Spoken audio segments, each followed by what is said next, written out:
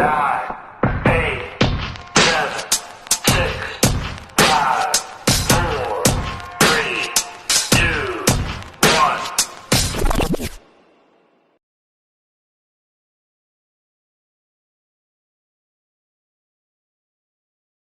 Fundamental of lodging. Hi, my name is Rizalyn Villanueva. I'm from HM2F. So, number one question. What are the characteristics of the hotel business? Explain each of them and their significance in hotel operations. So, these are the characteristics of hotel business. Perishability, locations, fixed supplies, high operating costs, and seasonality.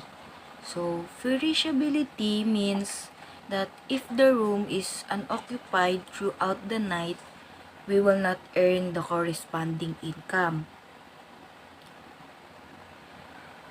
Location is an important factor because it reduces communicating time, giving you more time to work and be productive. So, business hotel in this situation needs to be close to the city, public transportation system, and exposition venues. Fixed supplies, currency strictly inflations, deflations that would otherwise be bought on by changing the money supply. So, fixed expenses are costs that have been planned ahead of time and stay constant over time.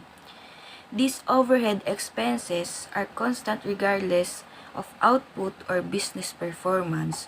The charge you would incur if you temporarily shut down your business should be taken into account when calculating your fixed costs.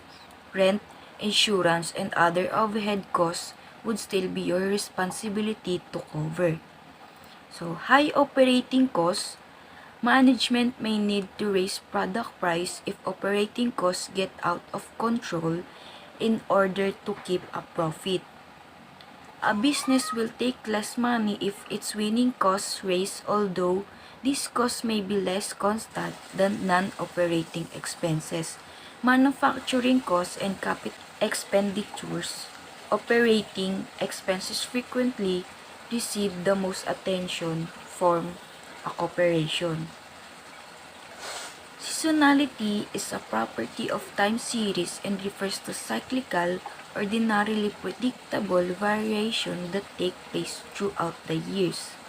It's a term used to describe a seasonal fluctuation that routinely occur in particular business location and times of the year based on the particular season. So, number 2 question. Explain how the ADR, the number of employees, and the type of service determine the class of hotel operations. So, average daily rate refers to the typical daily revenue a hotel earns for each occupied guest room. You can determine the average daily rate for your property and see the rate that applies to all booked rooms. Number of employees refers to anyone who works for an employer under contract of employment and receive payment in the form of wage, salaries, commission fees, tips, or other form of remuneration. The term used number of workers refers to the number of workers who were present at the place of business on a typical working day during the immediately preceding calendar year.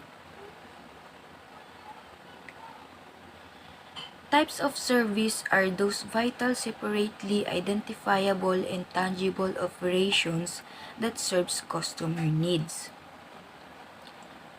Number 3 questions. Explain the importance of occupancy, RevPAR, and break-even point in the hotel operations.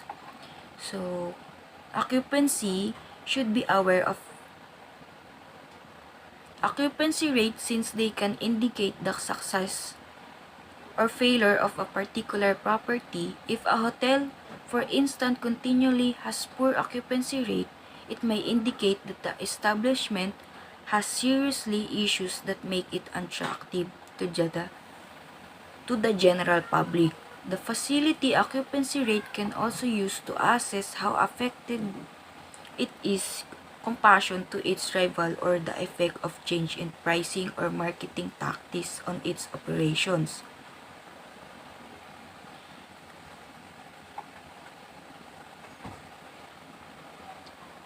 So, RevPAR, the ability of a hotel to fit in available rooms at the average rate is determined by its RevPAR. The average room rate or occupancy rate is growing if a property RevPAR raises. RevPAR is significant because it helps hotels assess the overall success of their establishment.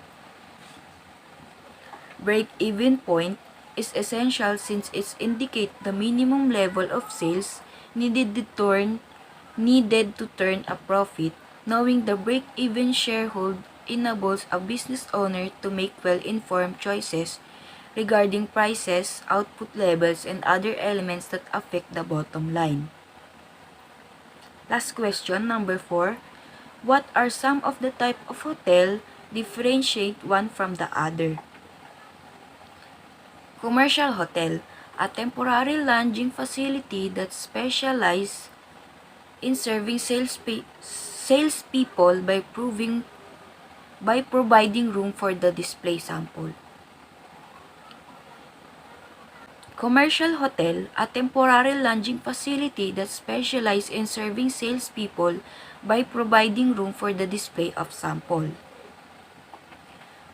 Resident hotel, establishment with a variety of furnished home available for rent.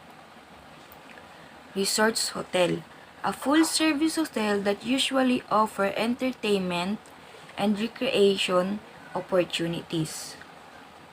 The Mega Resort, an extremely large-scale destination that occasionally offers scales-up attractions like casino, golf course, theme park, and multiple accommodations. Then last hotel, boutique hotel are the range among the hip, the chic, and the cool. Thank you.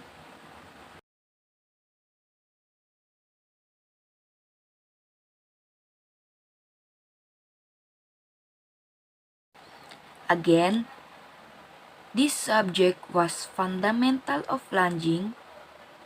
I'm Rizalyn Villanueva from HM2F, and thank you for your listening.